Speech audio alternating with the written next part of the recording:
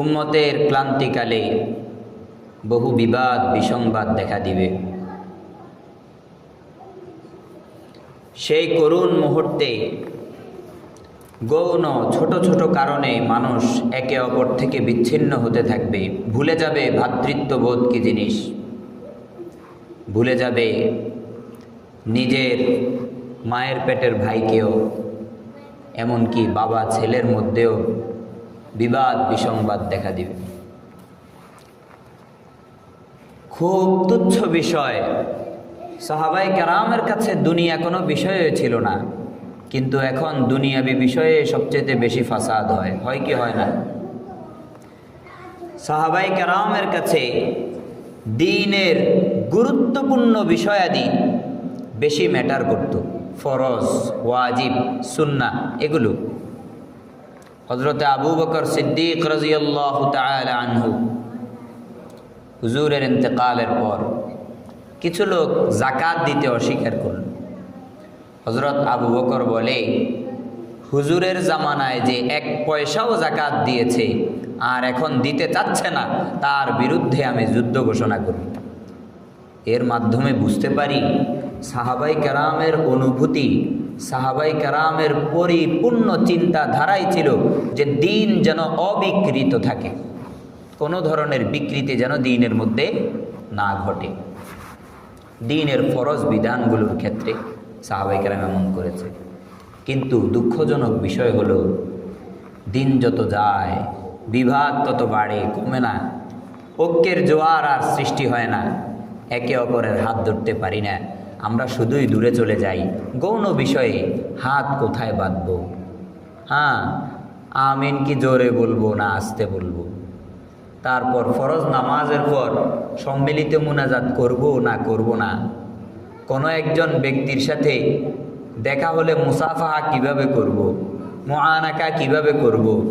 কোনো একটা দোয়া, সুন্দর দোয়া হাদিসে নাই, এ কারণে জাল।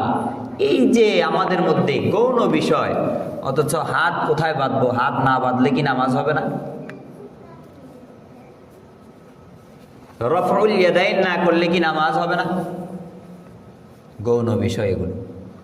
কিন্তু আমাদের পূর্বসূরি ওলামায়ে কেরাম, আমাদের আসলাফরা ইন্তেকাল করার সাথে সাথে নতুন নতুন কিছু আবির্ভাব হয়েছে, যারা আমাদেরকে এই সমস্ত গৌণ ছোট ছোট বিষয়ে, তারাবির রাকাত কত, এই সমস্ত গৌণ বিষয় যেগুলো ইসলামের মৌলিক বিষয় নয়, বরং ইসলামের শাখাগত একটা আমলের বিষয়কে নিয়ে ইখতিলাফ, মতানৈক্য। কেমন মতানৈক্য? অর্থাৎ কোনটা উত্তম, হাতটা কোথায় বাঁধা উত্তম, আমিন কি জোরে বলা উত্তম না আস্তে বলা উত্তম, উত্তম আর বে উত্তমের মাসাইল। কিন্তু এমন কিছু আল্লাহওয়ালা শায়েক বের হয়েছে যারা নামি আল্লাহওয়ালা, নামি শায়েক, বড় বড় ঘোমটা পড়ে আমাদের উম্মতদেরকে এই ছোট্ট ছোট্ট ইখতিলাফি এবং মতানৈক্যপূর্ণ বিষয়াদির মধ্যে বিভাজন করে রেখেছে। কেউ আহলে হাদিস, কেউ হানাফি, কেউ অমুক, কেউ তমুক। আমার প্রিয় ভাইরা, উম্মতের দ্বিতীয় হিজরি শতক থেকে মাযাহিব চলে এসেছে। অর্থাৎ সাহাবায়ে কেরামের মধ্যেও এই সমস্ত গৌণ বিষয়ের ক্ষেত্রে এক সাহাবার মত একরকম ছিল, অন্য সাহাবার মত ভিন্ন রকম ছিল। রাসূলুল্লাহর সাহাবারা, যারা উম্মতের সবচাইতে সোনালী মানুষ, যাদের চেয়ে উত্তম এই পৃথিবীর যুগে, এই শ্রেষ্ঠত্বের যুগে, অথবা যেই যুগই আপনি হাতে নেন, তাদের চেয়ে উত্তম এই মাটির উপর আর কেউ জন্ম দিতে পারে নাই, আর কেউ এমন সুন্দর সোনার মানুষ তৈরি করতে পারে নাই। ওই সাহাবায়ে কেরামের ভিতরেও এই সমস্ত গৌণ বিষয়ে একজন মনে করতেন যে হাতটা নাভির নিচে বাঁধলে বেশি উত্তম, একজন মনে করতেন যে আমিনটা জোরে বললে না, বরং আস্তে বললে বেশি উত্তম। এরকম ছিল কি ছিল না? তো এটা কি ছিল? উত্তম আর অনুত্তমের মাসাইল। কিন্তু উম্মতের নবীন নবীন নতুন নতুন বড় বড় আলেম সেজে বসে বসে এই সমস্ত ছোট্ট ছোট্ট বিষয়, যেগুলোকে সাহাবায়ে কেরাম নিজেদের মধ্যেই রাখতেন। এই সমস্ত বিষয়গুলোকে উম্মতের সাধারণ আপমর জনসাধারণের কাছে বিক্ষিপ্তভাবে ছড়িয়ে দিয়ে উম্মতের রীতি রেওয়াজ মতে চলে আসা আমলের বিরুদ্ধাচরণ করার জন্য কিছু লোককে লেলিয়ে দিয়েছে। কয় 20 রাকাত তারাবি চলতেছে না, তুমি গিয়ে 8 রাকাত পড়ো, কারণ রাসূল বলছে 8 রাকাত পড়ার জন্য। আসলে কি বাস্তব? তারাবিহের নামাজ একেবারে 2 শতক হিজরি 2য় শতক থেকে নিয়ে, অর্থাৎ সাহাবায়ে কেরামের যুগ 2য় শতকের আগে, আবার হযরত ওমর ইবনুল খাত্তাব রাদিয়াল্লাহু তাআলা আনহুর যুগ থেকে নিয়ে তারাবির রাকাত সংখ্যা সাহাবায়ে কেরামের কাছে একটা মীমাংসিত বিষয় ছিল। সাহাবায়ে কেরামের কাছে একটা মীমাংসিত বিষয় ছিল। ওই মীমাংসিত বিষয় নিয়ে 1400 বছর, অর্থাৎ 19 সালের আগ পর্যন্ত মক্কা মদিনার আমল সেটাই ছিল 20 রাকাত 3 রাকাত বিতির, নাকি? যারা হাজী সাহেবগণ 19 সালের আগ পর্যন্ত হজ করছেন তারা দেখছেন কি দেখেন নাই? যোগ পরম্পরায় এরকম একটা চলে আসা আমল এখানেও বিভ্রান্তি ঢুকিয়ে দিল। কয় এই তোমরা যে 20 রাকাত পড়ো, দলিল কি? কোরআন যে আমার হাতে এটা আছে, এই কোরআনটা যে রাসূলুল্লাহর উপর নাজিলকৃত কোরআন, এটার দলিল কি আছে আপনার কাছে? দলিল? কিন্তু যোগের বড় বড় ব্যক্তিরা, বিশাল বড় বড় গণজামাত, বড় বড় দল, এক একজনের হাত ধরে ধরে ধরে ধরে আমার পর্যন্ত এই কোরআন এসেছে, এটাই হচ্ছে সবচেয়ে বড় দলিল যে এটাতে কোনো বিকৃতি ঘটে নাই। কথা কি বুঝাতে পারি নাই? হাজার হাজার হাফেজের সিনাই করে এই কোরআন আমার কাছে এসেছে, হাজার আলেমের ভাষ্য মোতাবেক কোরআনের তাফসীর হয়েছে। এরপরে কোরআন কি বিকৃতি হওয়ার সুযোগ আছে? জামাতের পর জামাত, সাহাবায়ে কেরামের জামাতের পর জামাত, এইভাবে চলতে চলতে 20 রাকাতের তারাবি আমার মসজিদ পর্যন্ত আসছে। চৌধুরীপাড়া মসজিদে আজকে 20 রাকাত তারাবি হয়, এরপরেও কি বিকৃতির কোনো সুযোগ আছে? বলেন আমার প্রিয় ভাইরা, এগুলো হচ্ছে গৌণ বিষয়। কত রাকাত পড়লে বেশি উত্তম, এই সমস্ত বিষয়গুলো নিয়ে বিবাদ বিসংবাদ তৈরি করে রেখেছে আমাদের কিছু নবীন আলেম নামের কিছু শায়েখ। তারা মানুষদেরকে নামাজের দিকে ডাকে না, কিন্তু নামাজের মধ্যে কিভাবে দাঁড়াবে ওইটা শিখায়। দাঁড়ানোটা সঠিক না হলে আবার নামাজ হয় নাই বলে ফতুয়া দেয়। বড় দুঃখের বিষয়, পরিতাপের বিষয়। এটা উম্মতের উলামায়ে কেরামের বৈশিষ্ট্য হতে পারে না। প্রারম্ভিক কিছু কথা আল্লাহ রাব্বুল আলামিন কুরআনুল কারীমের মধ্যে বলেন, ইন্নামাল মুমিনুনা ইখওয়াতুন ফাআসলিহু বাইনা আখওয়াইকুম ওয়াত্তাকুল্লাহা লাআল্লাকুম তুরহামুন। রব্বুল আলামিন বলেন, মুমিনরা সবাই পরস্পরে একে অপরের ভাই, সুতরাং তোমরা নিজেদের মাঝে কোনো ধরনের ঝগড়া বিবাদ বেঁধে গেলে তোমরা মীমাংসার পথে যাও, ঝগড়া বিবাদকে বাড়ানোর পথে যেও না। যে কোনো মতানৈক্য দেখা দিলে তোমরা একে অপরের মাঝে মীমাংসা করে দাও এবং আল্লাহ রব্বুল আলামিনকে ভয় করো। ফিতনা সৃষ্টি করার কোনো সুযোগ নেই। তাহলে তোমরা যদি তোমাদের কর্মপদ্ধতি যদি এমন হয়, তাহলে আল্লাহ রব্বুল আলামিন তোমাদের প্রতি রহমত বর্ষণ করবেন। দেখা গেছে দুই ভাইয়ের মাঝে বিবাদ দেখা দিয়েছে, তৃতীয় একজন বড় ভাই সে কি মীমাংসা করবে নাকি আরো আগুন জ্বালাবে, আরো ভেজাল লাগাবে? মীমাংসা করবে। এটা হলো মুমিনের ভ্রাতৃত্ববোধ। আচ্ছা বলেন তো, মুমিন হিসাবে এক মুমিন অপর মুমিনের ভাই, আর ভ্রাতৃত্ববোধ টিকিয়ে রাখা ওয়াজিব বিষয়। কি বিষয় বলেন?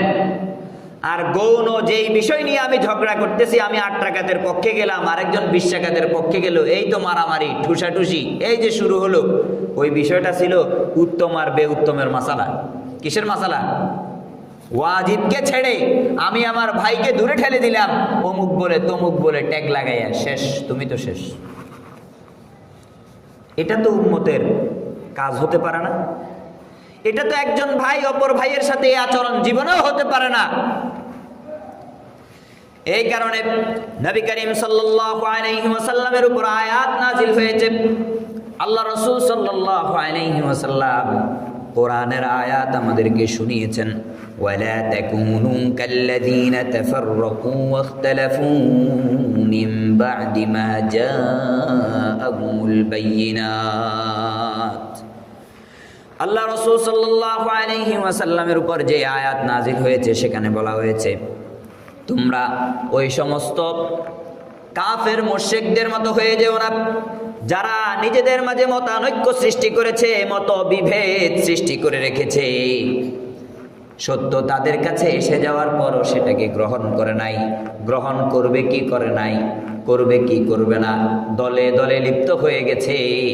সত্য আসার পরেও তারা বিভেদ বিসংবাদের মধ্যে লিপ্ত হয়ে গেছে। ওয়াউলাইকা লাহুম আযাবুন আযীম, বলে এই সমস্ত কাফের মুশরিকদের জন্য বড় বিরাট আযাব আছে আল্লাহর কাছে, বড় শাস্তি আছে। সুতরাং ও আমার মুমিন ভাইয়েরা, আপনারা তাদের মতো হয়ে যায়েন না। ছোট ছোট বিষয়গুলোকে সামনে রেখে ভ্রাতৃত্ববোধ নষ্ট করে একে অপরের চেহারা দেখে না। এটার মতো খারাপ জিনিস, এটা কি উম্মতের কর্মপদ্ধতি হতে পারে? এটা কি একজন আলেমের কর্মপদ্ধতি হতে পারে? উম্মতকে গৌণ গৌণ বিষয়ে উত্তম বেউত্তমের মাসাইলের মধ্যে উলঝাকর আপনা ফায়দা তালাশ করনা, উম্মতকে মতানৈক্য ছোট্ট ছোট্ট বিষয় নিয়ে বিভেদ করে দিয়ে এক একজনকে এক এক জায়গায় দিয়ে আমাদের ঐক্যগুলোকে বিনষ্ট করে রেখেছে। এগুলোও কিছু নামদারি আলেমে করেছে। কথা কি বুঝাইতে পারছি? এটা কখনো উচিত না। খবরদার খবরদার, এগুলোর কাছেও যাবেন না। যেই দেশের মেজরিটি পার্সেন্ট ওলামায়ে কেরাম কি বলছে ওটা দেখেন। উম্মতের সওয়াদে আজম গোমরা হতে পারে না। বিশাল বড় একটা জনগোষ্ঠী একসাথে গোমরা হতে পারে না। বিশেষ করে ওলামায়ে কেরাম, কি বললাম? বিশেষ করে ওলামায়ে কেরাম একসাথে সবাই গোমরা হয়ে যাবে এই সুযোগ নাই। আল্লাহ আমাদেরকে বুঝার তৌফিক দান করুন। রাসূলুল্লাহ সাল্লাল্লাহু আলাইহি ওয়াসাল্লাম এই যে বিবাদ বিসংবাদ সৃষ্টি হবে, দিনকে কঠিন করে ফেলবে, ছোট্ট ছোট্ট বিষয়ে একে অপরে দল বানায় ফেলবে, এগুলো জানতেন। এ কারণে রাসূল বলেন, ইন্নাদ-দীনা ইউসরুন ওয়া লা ইউশাদ্দাদ-দীনা আহাদুন ইল্লা গালাবাহু। বলে দিন হলো সহজ বিষয়, দিন হলো মীমাংসিত বিষয়। এ বিষয়ে নতুন করে কোনো কিছু পাওয়ার নাই, নতুন কোনো মত দিনের মধ্যে ঢুকানোর মতো সুযোগ নাই। কিন্তু যারা দিনকে কঠিন করতে চায়, মানুষের উপর জিনিসটাকে চাপায়া দিতে চায়, কঠিন করতে চায়, উম্মতের দীর্ঘ সময়ের 1200 বছর 1000 বছরের অধিকতম আমল যেভাবে চলে আসছে, উম্মত করছে, এতদিন পর্যন্ত ঝগড়া হয় নাই। শাফিঈ মালিকির মধ্যে ঝগড়া হয় নাই, হাম্বলি হানাফির মধ্যে ঝগড়া হয় নাই। হাম্বলি কাউকে গালি দেয় নাই হানাফি বলে, হানাফি কাউকে গালি দেয় নাই মালিকি বলে। এইভাবে 4 মাযহাব আহলে সুন্নাতের এইভাবে চলে এসেছে 1200 বছর ধরে। কেউ কাউকে গালি দিতে হলো না। অথচ শাফিঈর আমল ভিন্ন, হানাফির আমল ভিন্ন, হাম্বলির আমল ভিন্ন, মালিকির আমল ভিন্ন, ভিন্ন ভিন্ন আমল করেছে। কিন্তু তারা সবাই জানে এগুলো ছোট্ট ছোট্ট বিষয়, উত্তম এবং বেউত্তমের মাসাইল। এগুলো নিয়ে আমার ভাইকে আমি দূরে ঠেলে দিতে পারি না। তুমি হানাফি হয়েছে তো কি হয়েছে, আগে তুমি আমার ভাই। তুমি মালিকি হয়েছে তো কি হয়েছে, আগে তুমি আমার ভাই। কিন্তু 1200 বছর পরে এসে এমন এমন নতুন নতুন উলামায়ে কেরাম বের হয়েছে, এখন তারা উম্মতের ছোট্ট ছোট্ট বিষয় নিয়ে উম্মতের ভ্রাতৃত্ববোধ নষ্ট করে দিতে চায়। এটা কি ভালো মানুষের ইন্ধন হতে পারে? এটা কি কোনো ভালো মানুষের ইন্ধন হতে পারে? কখনো হতে পারে না।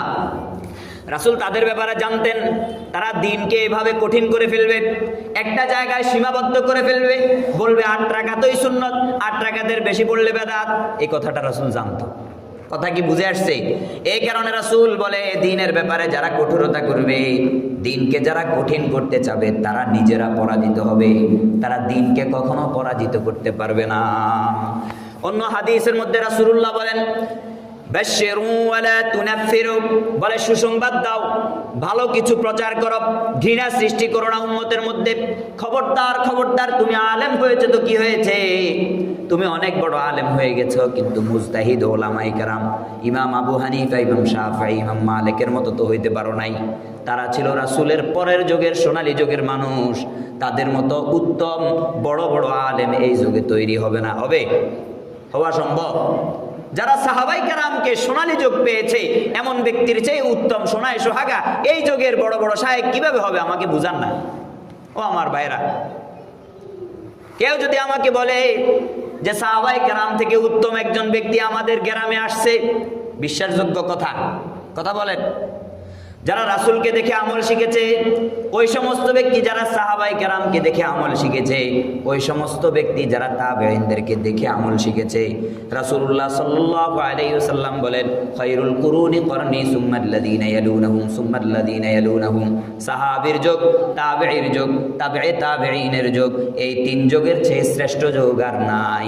এই তিন যুগের মানুষগুলো বুঝলো না যে সুন্নাহ কোনটা। আজকে 1200, 1400, 1500 বছর পরে এসে আমি বুঝে গেলাম রাসূলুল্লাহর খাঁটি সুন্নাহ হলো এইটা। এটাই হলো শয়তানি, এটাই হলো কি?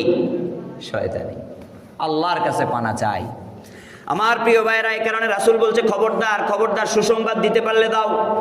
ওয়ালা তুনাফিরু, ঘৃণা সৃষ্টি করো না উম্মতের মধ্যে। ওয়া ইয়াসসিরু, সহজ করতে পারলে করো। ওয়ালা তুআসসিরু, কঠিন করো না, কঠোরতা প্রদর্শন করো না। রাসূলুল্লাহ সাল্লাল্লাহু আলাইহি ওয়াসাল্লাম জানতেন যে এমন কিছু লোক বের হবে যারা আমার উম্মতকে ছোট্ট ছোট্ট বিষয়ে কঠোরতা করে মতানৈক্য সৃষ্টি করে দিবে। এটা হলো প্রারম্ভিকের কিছু আলোচনা। ভ্রাতৃত্ববোধ বড় না এই সমস্ত ছোট্ট ছোট্ট বিষয়গুলো বড়? বলেন, কি বুঝলেন? ভ্রাতৃত্ববোধ বড়, একে অপরের হাত ধরে রাখা বড়, এই সমস্ত ছোট্ট বিষয়গুলো বড় নয়। যারা এই সমস্ত ছোট্ট বিষয় নিয়ে একে অপরকে বেদাতি বানিয়ে দেয় এদের থেকে দূরে থাকবেন, খবরদার। এবার আসেন তারাবিহের নামাজ। আলোচনার দরকার ছিল না, এটা তো উম্মতের একটা সিদ্ধান্তমূলক আলোচনা। বিশ্বাঘাত পড়ে আসছি আজীবন, আমার বাপদাদা 14 গোষ্ঠী পড়ছে। শুধু এমন না যে ওরা ভুল আমল করছে, বরং মক্কা মদিনার আমল 1200, 1300, 1400 বছর পর্যন্ত এভাবে চলে আসছে না? আর কোনো এটা নিয়ে আলোচনার দরকার ছিল? কিন্তু বিষয়টা চলে আসছে। কিছু মুসল্লি আছে 8 রাকাতের পরে আর নাই, চলে যায়। তো চলে যাওয়াটা কোনো সমস্যা না, 8 রাকাতের পর চলে গেছে, হয়তো 12 রাকাত ঘরে গিয়ে পড়বে। কিন্তু আবার এটা প্রচার করে, এই সুন্নত হলো 8 রাকাত, তোরা কি লেগে 20 রাকাতের লেগে দাঁড়াই থাকিস। এটাই তো সমস্যা, এটাই তো কি সমস্যা। আল্লাহ হেফাজত করুন। 8 রাকাত পড়ছেন, বাড়িতে গিয়ে আরো 12 রাকাত পড়েন, ওটা সমস্যা নাই। অথবা আপনি পড়বেন না, আপনার ইচ্ছা। কিন্তু আরেকজনকে কেন বিভ্রান্তির মধ্যে ঠেলে দিচ্ছেন? বলে তুমি বেদাত করতেছো। খবরদার খবরদার। এই কারণে আচ্ছা, তাহলে এখন জাইনা নেওয়া দরকার আছে কিনা তারাবির হুকুম কি?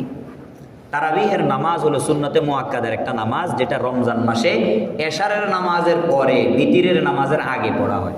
কথা কি বুঝাইতে পারছি? বিতিরের নামাজের সময় তো লম্বা, একবারে তাহাজ্জুদের ওয়াক্ত পর্যন্ত, তাই না? ফজরের আগ পর্যন্ত।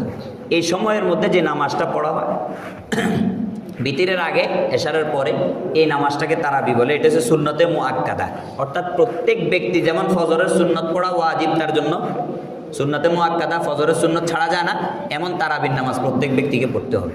কথা কি বুঝাইতে পারছি? তারাবির নামাজের জামাতটা সুন্নতে মুআক্কাদা না, জামাতে শরিক হতেই হবে। যেমন ফরজ নামাজের জামাত হলো সুন্নতে মুআক্কাদা, এখানে শরিক না হলে গুনাহ হবে। কিন্তু তারাবির নামাজের জামাত যেটা আছে এটা সুন্নতে মুআক্কাদা না, বরং সুন্নতে মুআক্কাদা আলাল কিফায়া। অর্থাৎ মসজিদের মধ্যে যদি 100 জন লোক পড়ে, পুরো এলাকার 1000 লোকের পক্ষ থেকে আদায় হয়ে যাবে। তবে শর্ত হলে যে তারা তো ঘরে হইলেও আদায় করতে হবে। কথা কি বুঝে আসছে? ঘরে হইলেও তো কি করতে হবে? একা একইভাবে তারাবির নামাজটা আদায় করতে হবে। এখন ঘরের থেকে মসজিদ বেশি ভালো না? ঘরে তো শয়তান আমাকে একা পেয়ে ফেলে। আচ্ছা বুঝলাম রমজান মাসে শয়তান নাই, কিন্তু ক্লান্তি তো আছে, আছে কি নাই? শুয়ে যাইতে মন চায়। যখন মসজিদে চলে আসি তখন তো শয়তানও থাকে না, শয়তানের নামে ক্লান্তি, যেটা মানব শয়তান সেটাও আর থাকে না। যাই হোক, তারপরে আসেন তারাবির ফজিলত। এটা কি হযরত ওমর বলছে, আবু বকর বলছে, না রাসূল বলছে? কথা বলে না, রাসূলুল্লাহ সাল্লাল্লাহু আলাইহি ওয়াসাল্লাম বলছেন। নবীজি সাল্লাল্লাহু আলাইহি ওয়াসাল্লাম হাদিস শরীফের মধ্যে তারাবিহের ফজিলত সম্পর্কে বলেন, মান কামা রমাদানা ঈমানান ওয়া ইহতিসাবা গুফিরা লাহু মা তাকদ্দামা মিন যামবি। বলে ওই ব্যক্তি, যে ব্যক্তি রমজানের রাত্রে দাঁড়িয়ে দাঁড়িয়ে ঈমান আনার পর সওয়াবের উদ্দেশ্যে ইবাদত বন্দেগী করে, আল্লাহ রাব্বুল আলামিন তার পূর্বের সমস্ত গুনাহগুলো ক্ষমা করে দেয়। তাহলে রমজানের রাত্রে দাঁড়িয়ে করা আর পুরা 11 মাস দাঁড়িয়ে করা, দুইটার মধ্যে পার্থক্য কি হইল? তাহাজ্জুদ পুরা 11 মাস পড়া হয়, রমজানের রাত্রিতে আমরা তারাবি পড়ি। কি পড়ি? তারাবি। আচ্ছা, এখন প্রশ্ন করতে পারেন, এই তারাবিটা আসলে সর্বপ্রথমে তারাবি পড়ছে কি? সর্বপ্রথমে এই তারাবি পড়লো কে? তারাবি নিয়ে এত কিছু। সর্বপ্রথম তারাবিহের নামাজ আদায় করেছেন আমাদের সবার প্রাণপ্রিয় রাসূল সাল্লাল্লাহু আলাইহি ওয়াসাল্লাম, নবী করিম সাল্লাল্লাহু আলাইহি ওয়াসাল্লাম। হাদিস শরীফের মধ্যে, সহিহ হাদিসের মধ্যে দীর্ঘ একটা রিওয়ায়াত আসছে, নবী করিম সাল্লাল্লাহু আলাইহি সাল্লাম সর্বপ্রথম তারাবি পড়ছেন। তারাবির জামাতও সর্বপ্রথম কে করেছেন? রাসূল সাল্লাল্লাহু আলাইহি ওয়াসাল্লাম। রাসূলুল্লাহ সাল্লাল্লাহু আলাইহি সাল্লামের ব্যাপারে আছে, হাদিস শরীফের মধ্যে আসছে, ইন্না রাসূলুল্লাহি সাল্লাল্লাহু আলাইহি ওয়াসাল্লাম খরাজা মিন জাওফিল লাইল ফাসাল্লা ফিল মসজিদ। রাসূল একদিন অর্ধরাত্রিতে ঘর থেকে বের হলেন, বের হয়ে মসজিদে গিয়ে নামাজ পড়লেন। ফাসাল্লা রিজালুন বিসলাতিহি। রাসূলের নামাজের সাথে সাথে কিছু লোক রাসূলের পেছনে দাঁড়িয়ে দাঁড়িয়ে নামাজ পড়লেন, ওই মধ্যরাতের আমল। তারপর ফাসবাহান নাসু ইয়াতাহাদ্দাসুনা বিযালিক। তারপর যখন সকাল হলো, লোকেরা বলা বলি করতে লাগলো যে রাসূল তো আগেও তাহাজ্জুদ পড়েছে, ঘরের কোণে পড়েছে, মসজিদে এসে পড়ে নাই। রাসূলের অভ্যাস ছিল নফল নামাজগুলো কোথায় পড়তেন? ঘরের কোণে পড়তেন। তো নফল তাহাজ্জুদ কি ছিল? নফল ছিল না, ঘরে ঘরে পড়তেন। কিন্তু একে অপরকে বলতে লাগলো, কালকে রাত্রে রাসূলের আমল এমন এমন দেখছি, আমরাও পিছনে পিছনে পড়ছি।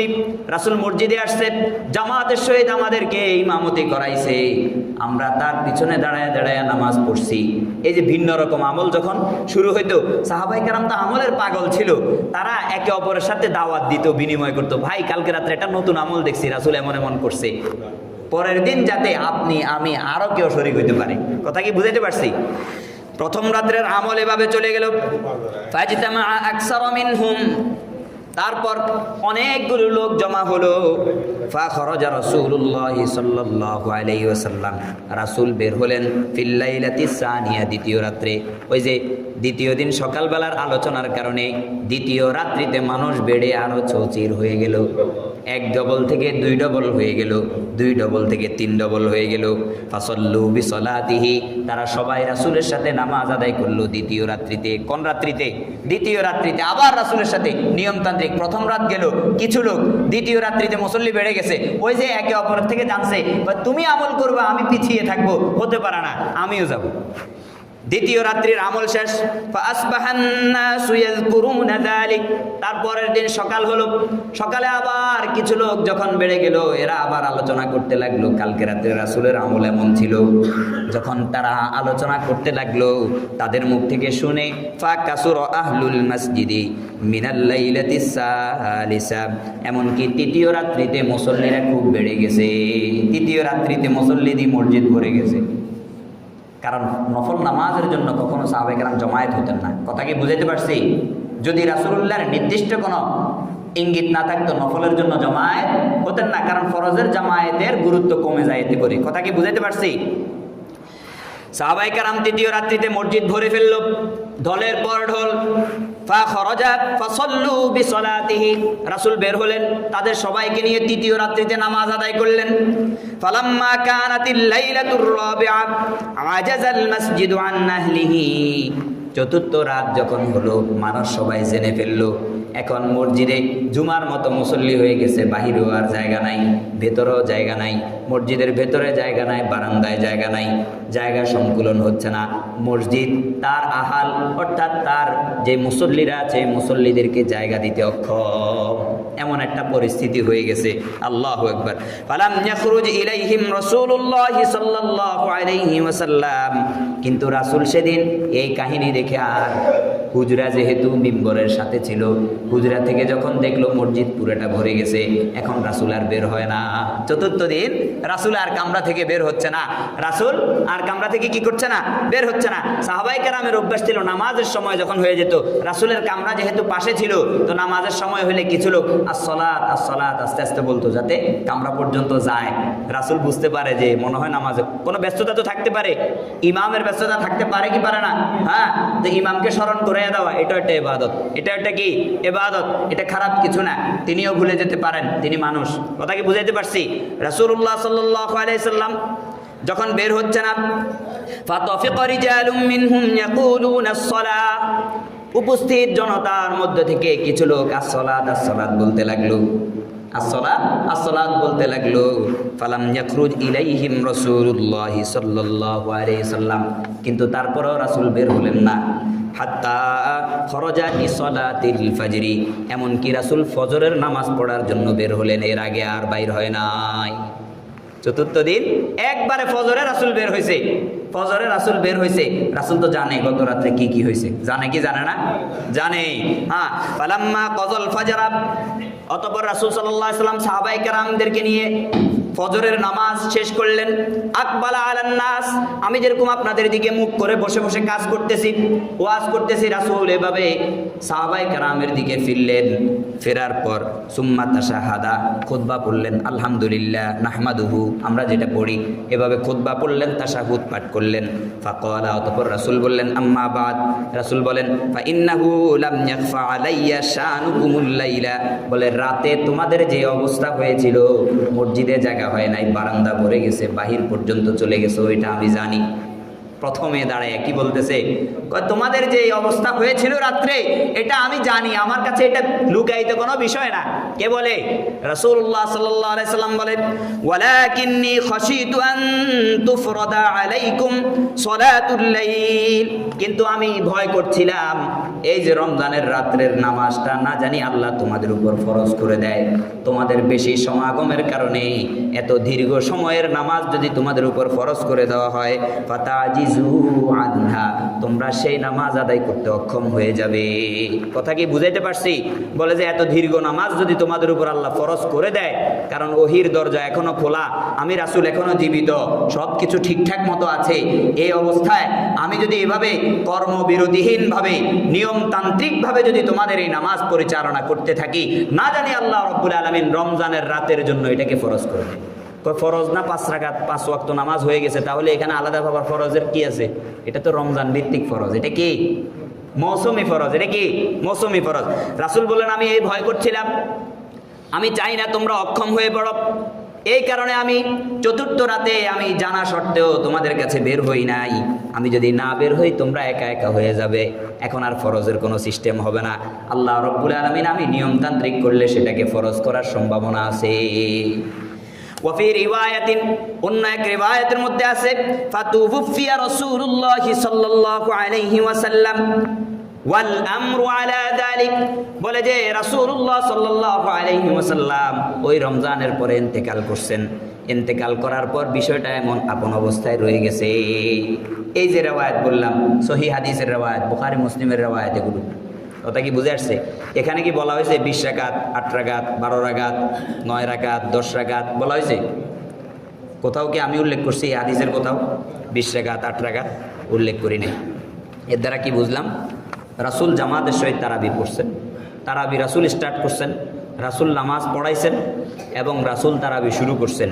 সব কিছু করার পরেও হযরত রাসূলের যুগে, আবু বকর সিদ্দিকের যুগে, এই 2 যুগ পর্যন্ত রাসূল যখন কামরায় ঢুকে গেলেন, এর পরের থেকে মানুষ বিক্ষিপ্তভাবে আপন আপন জায়গায় নামাজ পড়তে লাগলেন। তাদের তো জানা ছিল রাসূল কয় রাকাত পড়ছে, ছিল কি ছিল না? কথা বলেন, ছিল। তারা ওই অনুযায়ী আমল করছে, কিন্তু কোনো রিওয়ায়াত আসে নাই যে রাসূল স্পেসিক্যালি 20 রাকাত পড়ছে, এটা কোথাও আসে নাই। একটা রিওয়ায়াতের মধ্যে পাওয়া যায় রাসূল 20 রাকাত পড়ছে। কয়টা রিওয়ায়াত? মারফু সূত্রে একটা রিওয়ায়াত, এটার মধ্যে হালকা একটু দুর্বলতা আছে, কিন্তু জয়ীফ হাদিস মাঝে মাঝে সহিহের কায়েম মোকাম হয়ে যায়, অর্থাৎ সহিহ হাদিসের মতো হয়ে যায়। কিভাবে হয়? একটা জয়ীফ হাদিস, কিন্তু ওই জয়ীফ হাদিসকে উম্মত সবাই কবুল করে নিস, যেমন সাহাবায়ে কেরাম সবাই আমল 20 রাকাত ছিল না, তো এই 20 রাকাতে তো দালালত করে যে ওই জয়ীফ হাদিসটাও সহিহ হয়ে যাওয়ার কথা। কথা কি বুঝাইতে পারছি? তো এই কারণে ওই একটা মারফু সূত্রে যে রেওয়ায়তটা আছে, এই রেওয়ায়তের মধ্যে 20 রাকাতের কথা আছে। এছাড়া আর কোথাও তারাবি সংক্রান্ত কোনো রাকাত নিয়ে আলোচনা নাই।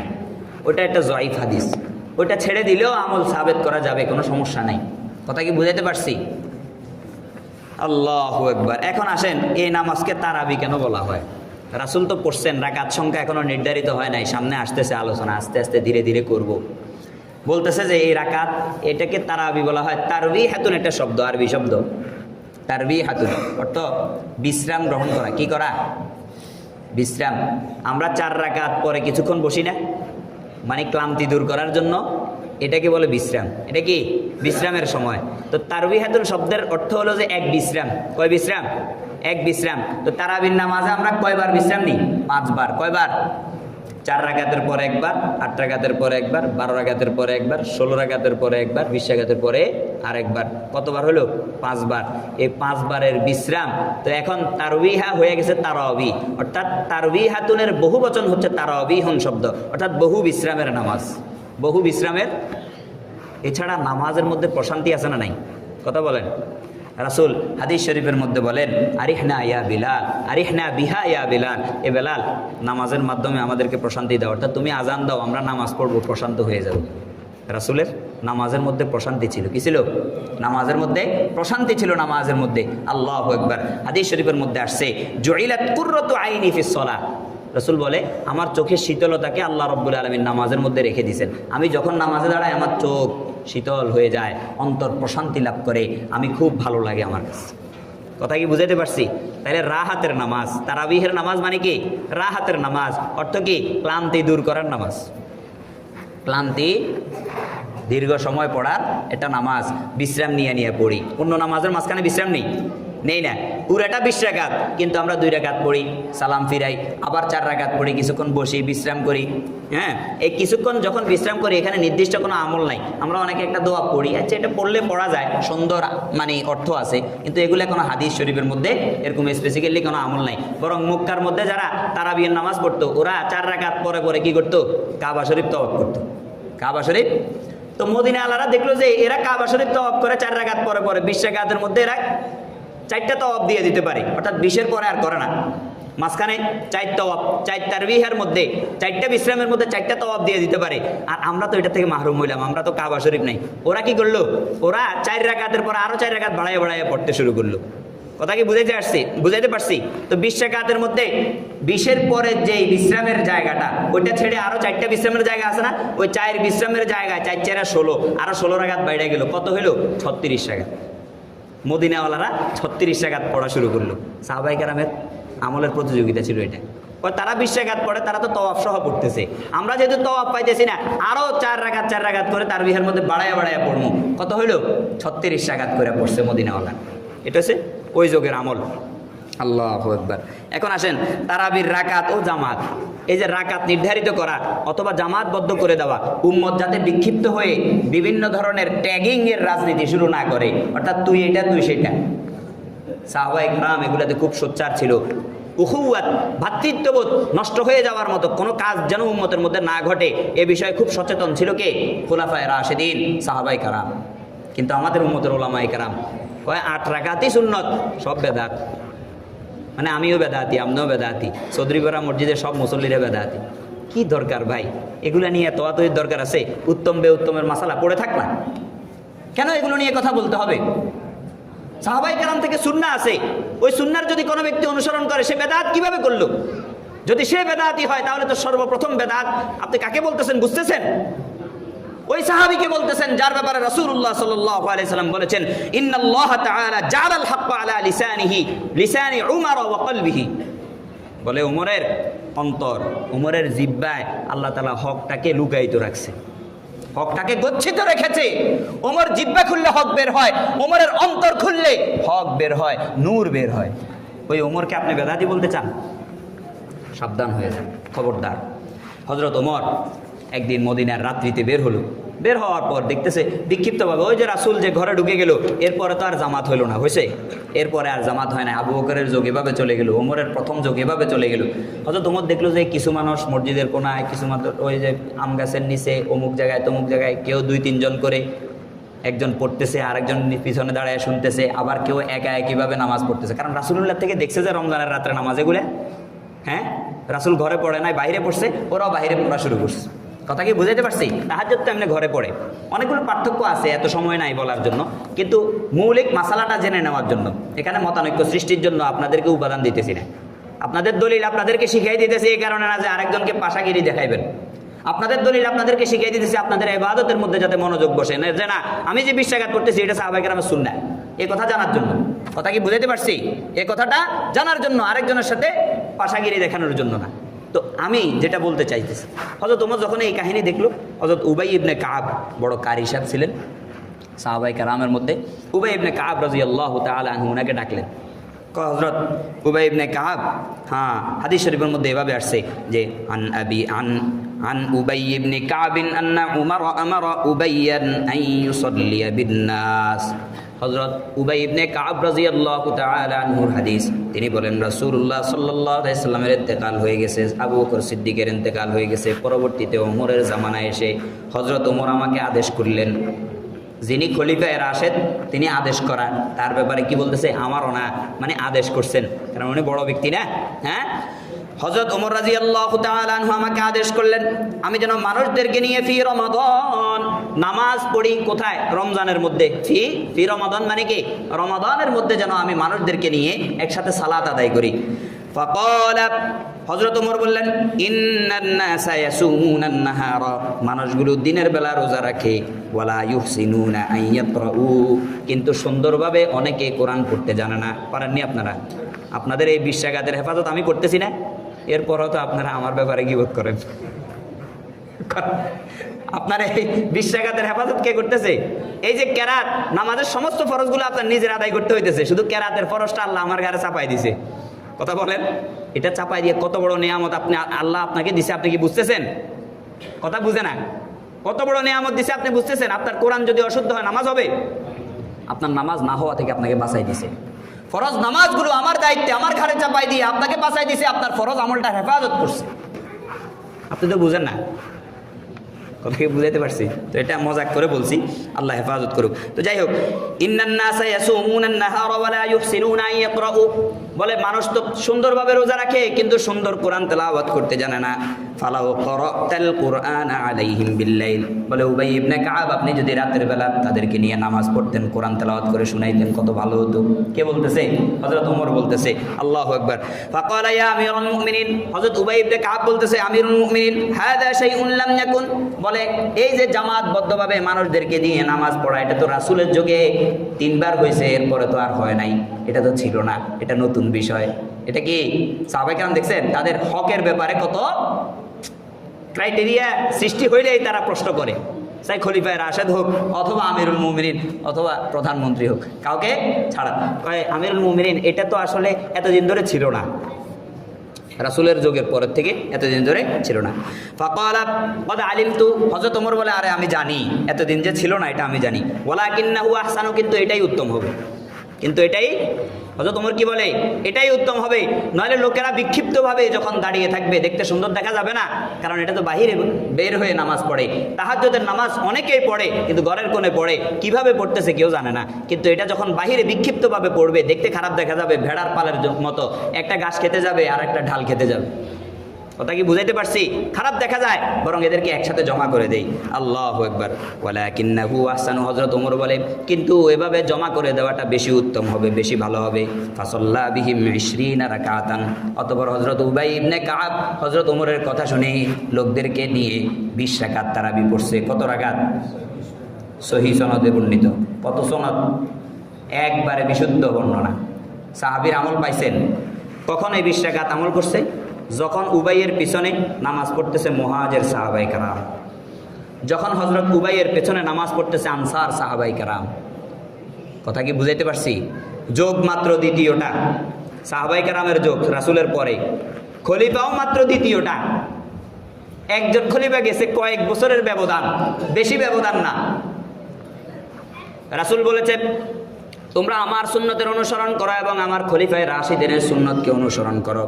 খলিফায়ে রাশিদ চালু করছে, মুহাজির কোনো সাহাবী দাঁড়ায় নাই, কয় এই রাসূলের যুগে এরকম কাজ তো হয় নাই, 20 রাকাত কেন আপনি জামাতবদ্ধ করে দিলেন 20 রাকাতের উপরে? কেউ এ কথা বলে নাই। আনসারী সাহাবায়ে কেরাম কেউ এ কথা বলে নাই। আল্লাহু আকবার। সাহাবায়ে কেরামের আমলই পুরোটা এইভাবে হয়ে গেল, শেষ সবাই ঐক্যমত্য হয়ে গেল যে 20 রাকাত তারাবি হবে। এখন আপনাকে আমি জিজ্ঞাসা করতে চাই, আমি 1400-1450 বছর পরের এখানে এসে চৌধুরীপাড়া মসজিদের একজন খতিব, আমি যদি বলি 20 রাকাত সুন্নত নয়, আমি কি সুন্নত সম্পর্কে বেশি জানি না নবীজি সাহাবায়ে কেরাম বেশি জানে? কথা বলেন, সাহাবায়ে কেরাম বেশি জানে না আমি বেশি জানি? তো আমি নতুন শায়েখ মানে একবারে সেজে গুজে ঘোমটা লাগাই এই ফতুয়া দেওয়ার কে? আপনি যখন 8 রাকাত বা অন্যান্য রাকাতের পক্ষে বলবেন যে এটা সুন্নাহ বাকিটা বেদাত, তখন আপনি প্রকারান্তরে মুহাজির সাহাবায়ে কেরাম আনসার সাহাবায়ে কেরামের বিশাল বড় জামাতকে বেদাতি বলতেছেন। বুঝতেছেন? মাইন্ড সেট আপ করেন, ঠিক হয়ে যান, সংযত হয়ে যান। এগুলো নিয়ে কথা বলার কোনো দরকার ছিল না। উম্মতের 1300 বছরের আমল ছিল এগুলো, কিন্তু এগুলোকে ধ্বংস করে দিয়েছে। বলছি না, ভ্রাতৃত্ববোধ থেকে এসব গৌণ বিষয়গুলো তাদের কাছে বড় হয়ে গেছে। দরকার তো ছিল আমি আপনার হাত ধরবো, আপনি আমার হাত ধরবেন, আমি গর্তে পড়ে গেলে আপনি উঠাবেন, আমি আপনাকে উঠাবো। এটা করে নাই। এবং ফতুয়াবাজি করে করে আমাদেরকে বিভেদ বিসংবাদে লিপ্ত করে দিচ্ছে। আল্লাহ হেফাজত করুন। আল্লাহ। ওয়ালা ইবনে ইয়াজিদ, ইবনে ইয়াজিদ একজন প্রসিদ্ধ সাহাবী ছিলেন, সাইব ইবনে ইয়াজিদ। কানু ইয়াকুমুনা আলা আহদি উমর ইবনুল খাত্তাব রাদিয়াল্লাহু তাআলা আনহু ফি রমাদানা বি20 রাকাতান। বলে হযরত ওমরের জামানায় সাহাবায়ে কেরাম সবাই 20 রাকাত তারাবি পড়তেন। কত রাকাত? সহিহ সনদ 20 রাকাত তারাবি পড়তেন। সাহাবাদের ঐক্য দেখেন। ক্বালা ইবনে আব্দুল বার মালিকি অনেক বড় হাদিসের মুহাদ্দিস, তিনি বলেন ওয়াহুয়াস সহিহু আন উবাই ইবনে কাব মিন গায়রি খিলাফিন মিনাস সাহাবা। বলে এই যে 20 রাকাতের তারাবির বিষয়টা উবাই ইবনে কাব থেকে বর্ণিত হয়েছে, এটাতে কোনো সন্দেহ নাই। এখানে কোনো সাহাবায়ে কেরাম দ্বিমত পোষণ করে নাই, সব সাহাবায়ে কেরাম এটাকে মাইনা নিছে। আপনি কি মনে করেন সাহাবায়ে কেরাম যেখানে রাসূলুল্লাহর কোন একটা আমল নিয়ে আপনি বেদাত সৃষ্টি করবেন, সাহাবায়ে কেরাম জীবিত থেকে মেনে নেবে? আপনার কাছে কি মনে হয় এটা কি সম্ভব? যদি এটাকে আপনি সম্ভব মনে করেন, তাহলে বুঝতে হবে যে সাহাবায়ে কেরাম থেকে ইলম নেওয়ার যোগ্য না আপনি মানেন না যে সাহাবায়ে কেরাম সহিহ হাদিস বর্ণনা করছে আপনার কাছে। সাহাবায়ে কেরাম জীবিত, বেদাত চালু হয়ে যাবে, সাহাবায়ে কেরাম কিছু বলবে না, এটা আপনি মনে করেন কিভাবে? মনে করার কোনো সুযোগ আছে? আল্লাহু আকবার। হযরত ইমাম তিরমিজি রাহমাতুল্লাহ আলাইহি বলে ওয়া আকসারু আহলিল ইলমি আলা মা রুবিয়া আন উমর ওয়া আলী ওয়া গায়রিহিমা মিন আসহাবিন নবী সাল্লাল্লাহু আলাইহি ওয়াসাল্লাম 20 রাকাতান। ইমাম তিরমিজি রাহমাতুল্লাহ আলাইহি তিরমিজির মধ্যে বলে অধিকাংশ আহলে ইলম যারা বড় বড় বিজ্ঞ ফকি ছিলেন, বড় বড় মুহাদ্দিস ছিলেন, তাদের আমল এটাই ছিল যেটা হযরত ওমরের জামানায় 20 রাকাত তারাবির ব্যাপারে হয়েছে, আলীর পক্ষ থেকে হয়েছে, সাহাবায়ে কেরামের সবার পক্ষ থেকে হয়েছে। সাহাবায়ে কেরামের সবাই যে আমল করছে, অধিকাংশ আহলে ইলম এটাকে গ্রহণ করছে। ওয়া হুয়া কাউলুস সাউরি ওয়াল মুবারাক ওয়া শাফিঈ। বলে যে এটা শাফি মাযহাব, সাউরির মাযহাব, আব্দুল্লাহ ইবনে মুবারকের মাযহাব, হানাফি মাযহাব, সব মাযহাবের মধ্যে এটা। কথা কি বুঝাইতে পারছি? আল্লাহু আকবার। ইবনে তাইমিয়া রাহমাতুল্লাহ আলাইহি বলে ইন্নাহু ক্বাদ সাবাতা আন্না উবাই ইবনে কাব কানা ইয়াকুমু বিন-নাসি 20 রাকাতান ফি কিয়ামি রমাদান ওয়া ইউতিরু বিসালাস। ইবনে তাইমিয়া বলে যে উবাই ইবনে কাব 20 রাকাত তারাবি পড়ছেন, 3 রাকাত বিতির পড়ছেন সাহাবায়ে কেরামদেরকে নিয়ে। কাদেরকে নিয়ে? সাহাবায়ে কেরামদেরকে নিয়ে। তারপরে তিনি বলেন কয় অনেক উলামায়ে কেরাম এটাকেই সুন্নাহ মনে করেছেন। এটাকেই কি করছেন? সুন্নাহ মনে করেছেন। কারণ সাহাবায়ে কেরামের থেকে অধিক সুন্নাহ সম্পর্কে তো আমি জানবো না, তো আমি কি করব? সাহাবায়ে কেরামের তাকলিদ করব নাকি এখানে ইজতিহাদগিরি দেখাবো? সাহাবায়ে কেরামের রায়ের উপর আমার কথা চলবে? চলবে না। সাহাবায়ে কেরাম বলছে যেটা সেটাই। এই কারণে তারপরে তিনি বলেন লিআন্নাহু আকামাহু বাইনাল মুহাজিরিন ওয়াল আনসার। কারণ হযরত উবাই ইবনে কাব এমন সময় 20 রাকাত তারাবি আর 3 রাকাত বিতির আদায় করছেন যখন মুহাজিরিনরাও ছিল, আনসাররাও ছিল, কেউ অনুপস্থিত ছিল না, সবাই একসাথে ছিল সাহাবায়ে কেরাম। কিন্তু ওয়ালাম ইউনকিরহু মুনকিরুন, কিন্তু কোনো অস্বীকার করে নাই কেউ একজনও এই কথা বলে নাই যে রাসূলুল্লাহ সাল্লাল্লাহু আলাইহি ওয়াসাল্লাম থেকে এটা সাবিত না। তো তাহলে এবার আসেন উসুল কি? উসুল হচ্ছে যখন সাহাবায়ে কেরাম থেকে এমন কোন মত প্রকাশ পাবে যেটা রাসূলুল্লাহর মারফু হাদিসে নাই, কি বললাম, মারফু হাদিসে নাই, নতুন একটা বিষয়, তাহলে বুঝে নিতে হবে সাহাবায়ে কেরাম রাসূল থেকে এটা এইভাবেই শিখছে, অন্যথায় তো সাহাবায়ে কেরামকে সন্দেহ করা হবে এরা দ্বীনের মধ্যে নতুন কিছু ঢুকাইছে। এই সন্দেহ থেকে বাঁচার জন্য সকল উলামায়ে কেরামের ইত্তেফাকি রায় হলো সাহাবায়ে কেরাম এমন কিছু, যখন যেমন তারাবির রাকাত সংখ্যা রাসূল থেকে নির্ধারিত ছিল না, জানা ছিল না, কোনো রিওয়ায়াত ছিল না, সাহাবায়ে কেরাম নির্ধারণ করে দিয়ে গেছে, বুঝতে হবে যে রাসূলুল্লাহ থেকে তারা এটাই শিখছে। আল্লাহ রাব্বুল আলামিন আমাদেরকে বুঝার তৌফিক দান করুন। ফতুয়াবাজি করবো না, স্ট্যান্ডবাজি করবো না, মসজিদে আসবো, নামাজ পড়বো, 20 রাকাত তারাবি পড়বো, অল্প কিছুক্ষণ নামাজ হয়, এরপরেও কি আমাদের এত ক্লান্তি কোথায় থেকে আসে? যেখানে রাসূল সাল্লাল্লাহু আলাইহি ওয়াসাল্লাম বলছেন আরিহনা বিহা ইয়া বেলাল, ও বেলাল নামাজের মাধ্যমে আমাদেরকে শান্তি দাও, আমাদের শান্তি কোথায়? রাসূলুল্লাহর চোখের শীতলতা ছিল নামাজ, সেখানে আমাদের শান্তিটা কোথায়? আমার প্রিয় ভাইরা, আমাকে ভুল বুঝবেন না, আমি এটা এই কারণে দুঃখের সাথে বলতে হয়েছে, এখন আমাদের মধ্যে গৌণ বিষয়, ছোট্ট ছোট্ট বিষয় নিয়ে ভ্রাতৃত্ববোধ নষ্ট করে ফেলি, অমুকে এটা তমুকে এটা, তুই গোমরা, অমুক গোমরা, তমুক গোমরা, এসব ফতুয়াবাজি বন্ধ করে দেন। আপনাদেরকে এই মাসালাগুলো জানানোর উদ্দেশ্য হলো আপনারা যে 20 রাকাত পড়েন, আপনারা জেনে শুনে পড়েন যে আমাদের দলিল স্ট্রং। কথা কি বুঝাতে পারছি? কারোর সাথে ফতুয়াবাজি করার জন্য না। কিসের জন্য না? ফতুয়াবাজি এটা তো আলেমের কাজ, ফতুয়া দেওয়া। আল্লাহ রাব্বুল আলামিন আমাদের সবাইকে বুঝার তৌফিক দান করুন। ওয়া মা তৌফিকি ইল্লা বিল্লাহ।